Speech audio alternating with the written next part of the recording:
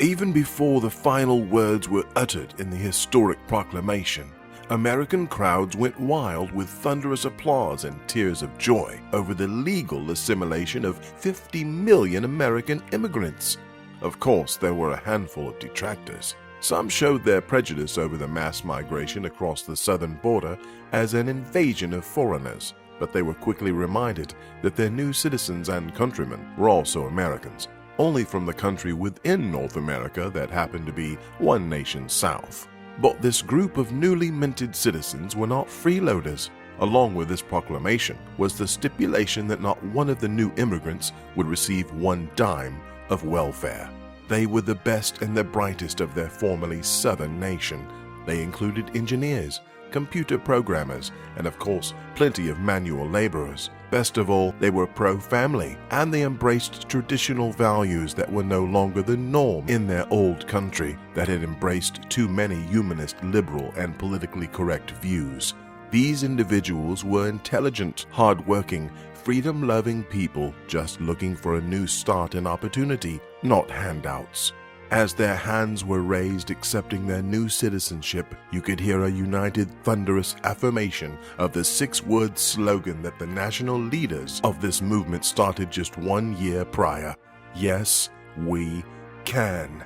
With banners raised reading C for can, A for assimilate, N for new, A for Americans, D for deporting themselves from, A for America.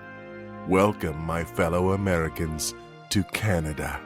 This video may be a work of fiction, but it could become real if enough fiscal and moral conservatives were to make a grand exit to Canada, or New Zealand, Australia, Greenland, or even Israel.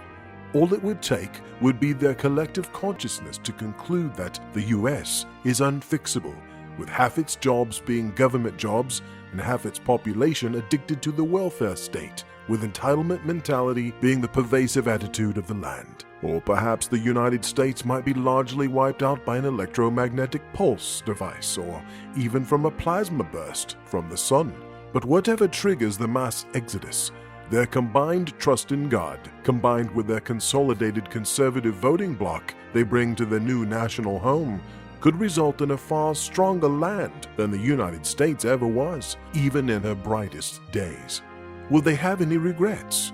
Would some look in the rearview mirror of life? Of course there will be some regrets, but if they look back into the rearview mirror and see what was left behind, they will see a nation of virtually all liberals living in a nation imploding upon itself.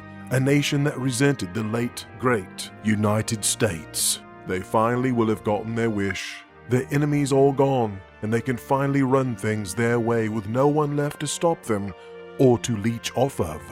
But that won't last long, because viruses require hosts, and with no productive people left, the leeches will have to try to suck blood out of turnips.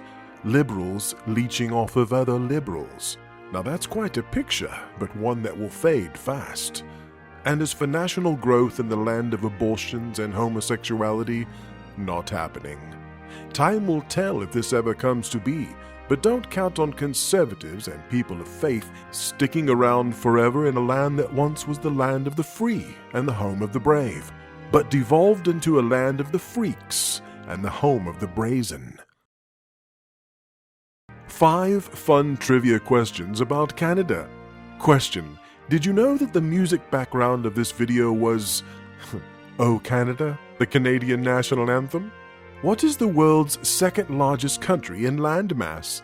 Canada, with 3.855 million square miles, behind Russia's 6.6 million.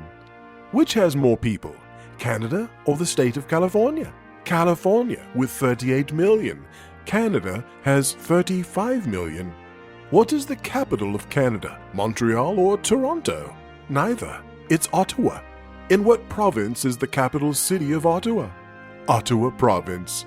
See you in Canada, or New Zealand,